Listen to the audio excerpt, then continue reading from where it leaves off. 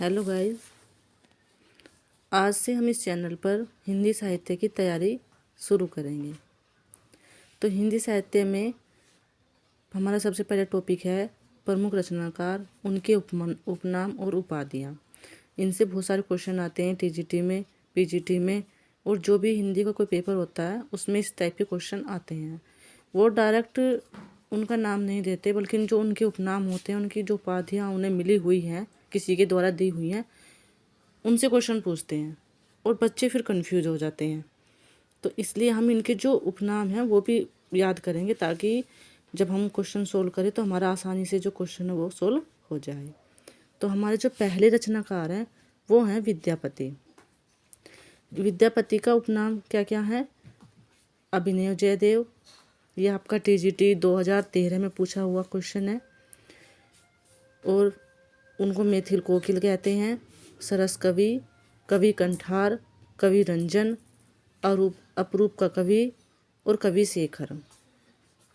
दूसरे हैं हमारे अमीर खुसरो।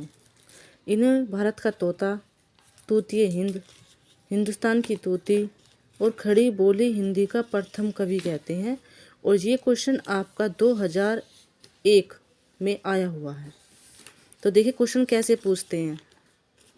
उनका नाम नहीं पूछा, डायरेक्ट क्वेश्चन दे दे, खड़ी बोली हिंदी का प्रथम कवि कैसे कहते हैं। तो तब तक, जब तक आपको इनके उपनाम नहीं पता होंगे, तब तक आप सही आंसर नहीं लगा पाओगे। फिर थर्ड है हमारा चंद्रबरदाई। चंद्रबरदाई को हिंदी का प्रथम महाकवि और छपइयों का राजा कहा जाता है।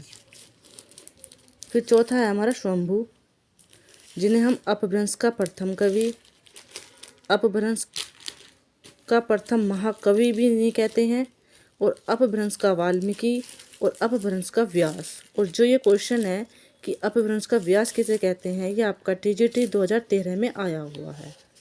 वैसे तो इसमें ज़्यादा दिक्कत नहीं होगी आपको स्वयंभू वाले में, क्योंकि इसमें जो भी मतलब क्वेश्चन पूछा है वो अपभ्रंश से रिलेटेड है। तो जहाँ भी आपका अपभ्रंश का ज़्यादातर प्रयोग हुआ हो, वहाँ आप थोड़ा सा ध्यान से ज़्यादातर स्वयंभू लगाना। फिर हमारा है नीचे, वो है पुष्प दंत। इनको अपभ्रंश का द्वितीय कवि कहते हैं, अपभ्रंश का भवभूति और अभिमान मेरु भी कहते हैं। वैसे आपको इसमें कंफ्यूज हो जाएगा, क्योंकि यहाँ पर भी अपभ्रंश आया हुआ है और पुष्प दंत में भी अपभ्रंश आया हुआ है।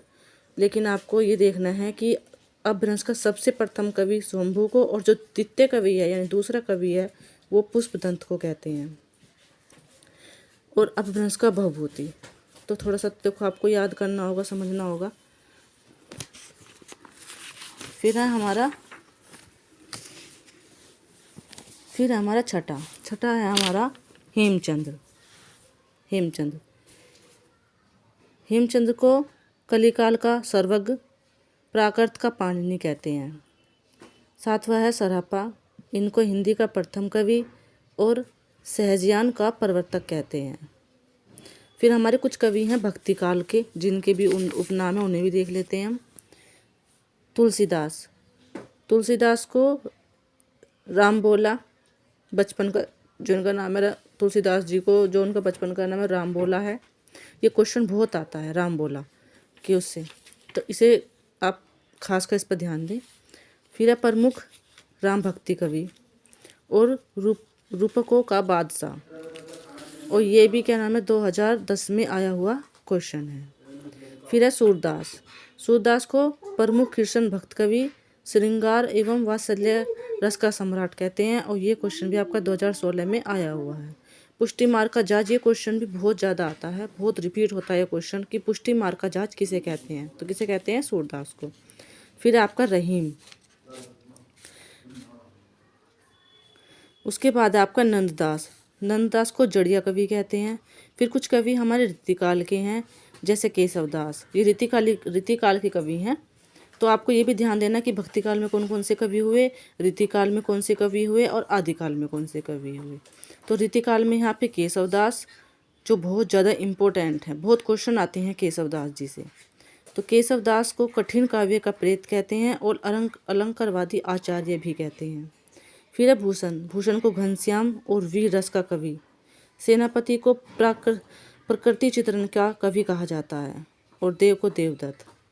फिर हमारा महावीर प्रसाद द्विवेदी, जिन्हें सुकवि किंकर भी कहते हैं और भुजंग भूषण भट्टाचार्य भी कहते हैं। तो गाइज, और हम अगले नेक्स्ट वीडियो में देखेंगे। धन्यवाद।